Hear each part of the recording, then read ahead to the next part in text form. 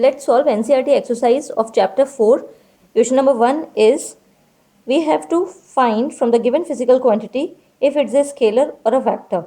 So, in order to solve any kind of physical quantity and we have to find whether they are scalar one or a vector one, we have to keep in mind some points.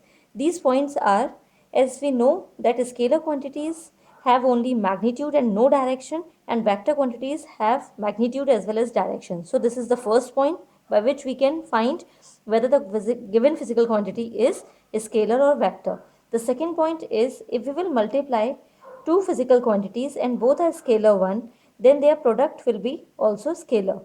That is, scalar into scalar gives a scalar quantity.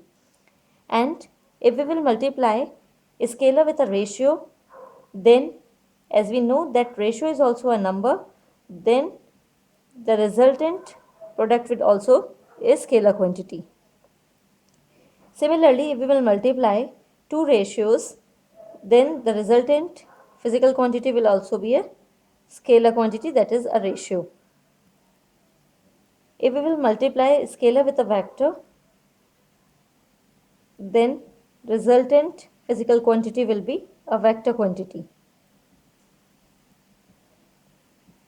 And when we will multiply vector with a vector, then it depends on the type of product we are taking. Vector into vector, its resultant depends on type of product.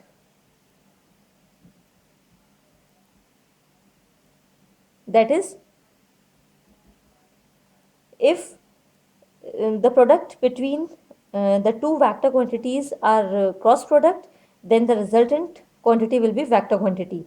And if it is dot product, then the resultant quantity will be a scalar quantity. That is, if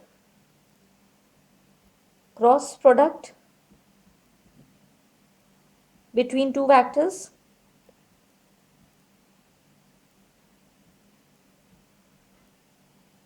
then resultant vector is also a vector quantity.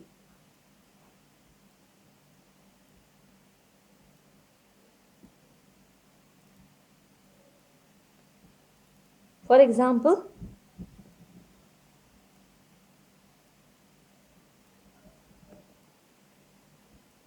if we will take any distance which has some particular direction and multiply it with force, its resultant is a torque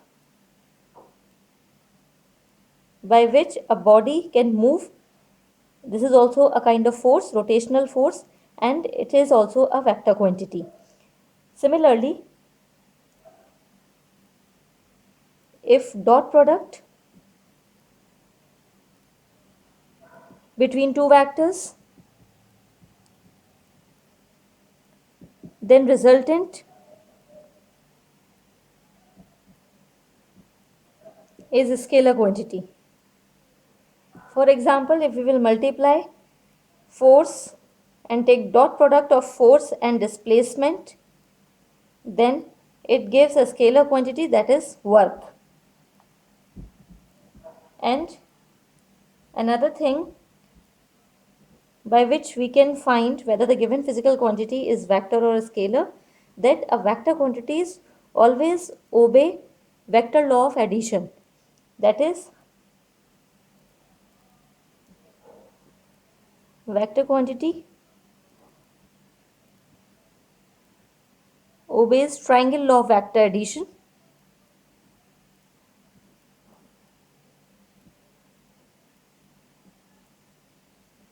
or vector properties, which we have studied in detail in theory.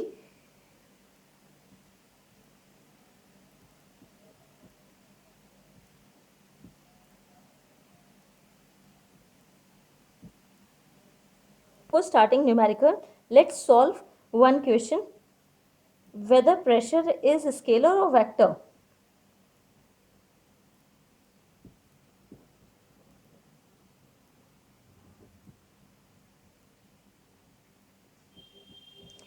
As we know that pressure is given as force per unit area or thrust acting per unit area.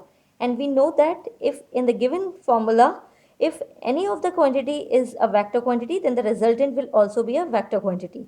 But here pressure always acts in perpendicular direction to the surface and perpendicular to every point on the surface of a body. Thus, its resultant direction is zero. It has no direction, it is directionless, and therefore pressure is a scalar quantity.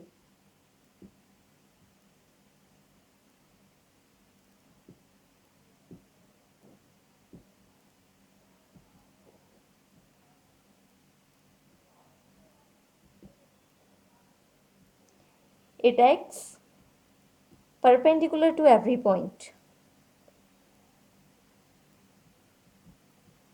on the surface of body.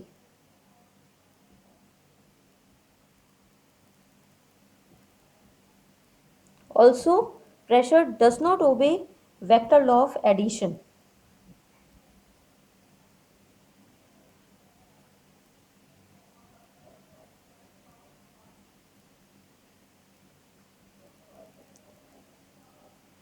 Law of vector addition.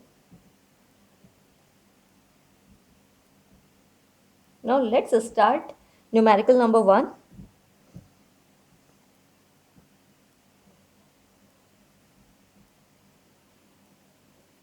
Volume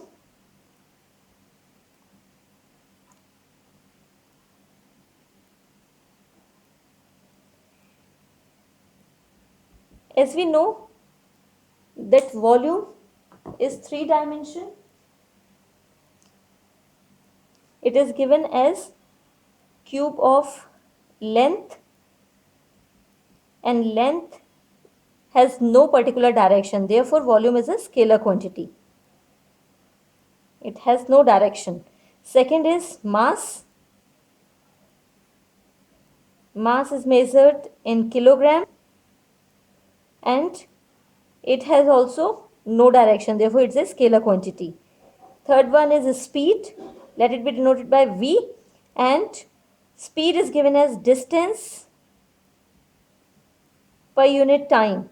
Both distance and time are scalar quantities, therefore the resultant is also a scalar quantity. Next one is acceleration.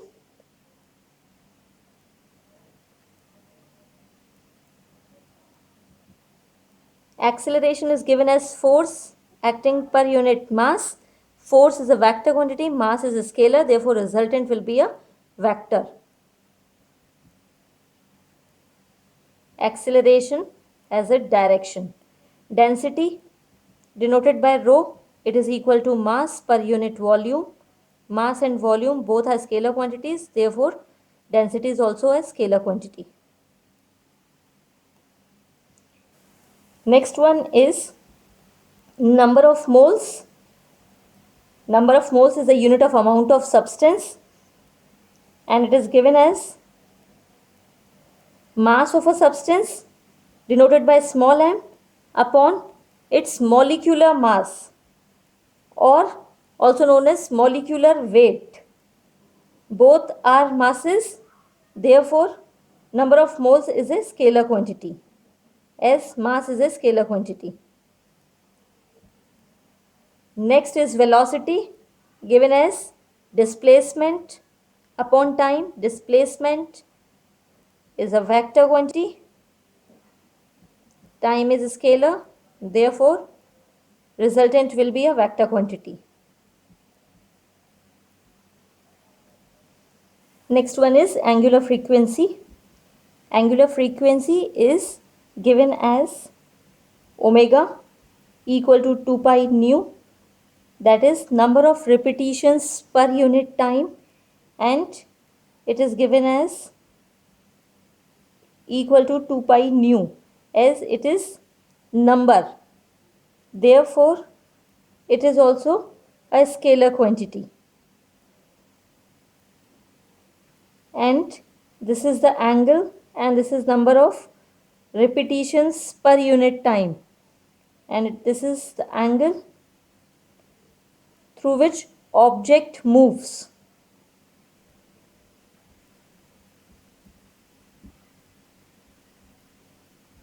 Thus we can write that angular frequency is a scalar quantity. Next one is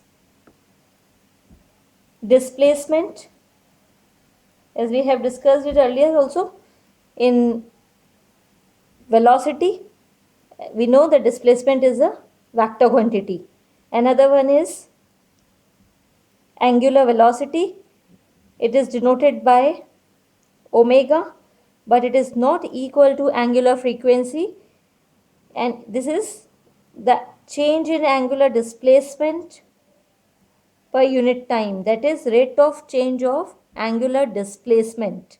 And as we have studied, I have taught you in the previous video under the heading of uniform circular motion about angular displacement in detail, that angular displacement is an axial vector and it is a vector quantity when this angle is small. Therefore, we can say that angular velocity is also a vector quantity, but the theta should be small. Angular velocity is a vector quantity.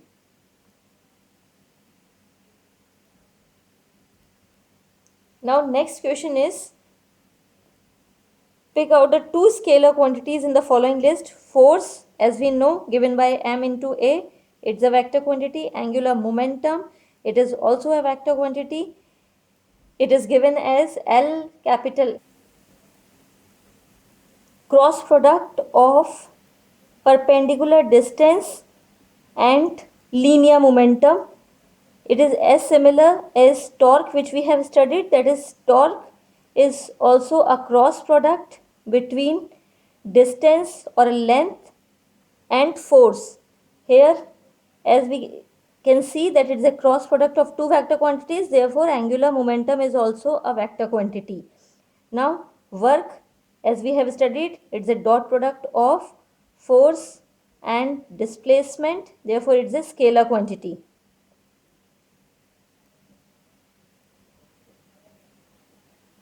Current is given as charge per unit time. Charge is a scalar quantity, time is also a scalar quantity, therefore current is a scalar quantity. Linear momentum is given as mass into velocity, scalar, vector. Therefore, linear momentum is a vector quantity. Electric field, it is given as force per unit charge. Force is a vector quantity, it's a scalar quantity, therefore electric field is a vector quantity. Next is average velocity, total displacement by total time, therefore velocity average is also a vector quantity. Next is magnetic moment. Magnetic moment is denoted by mu and it is the product of current and area vector. This you will study in class 12th. Magnetic moment is gives the strength of magnetic field and orientation of a magnet or in any substance in which magnetic field can be produced, and its direction is along the axis of rotation.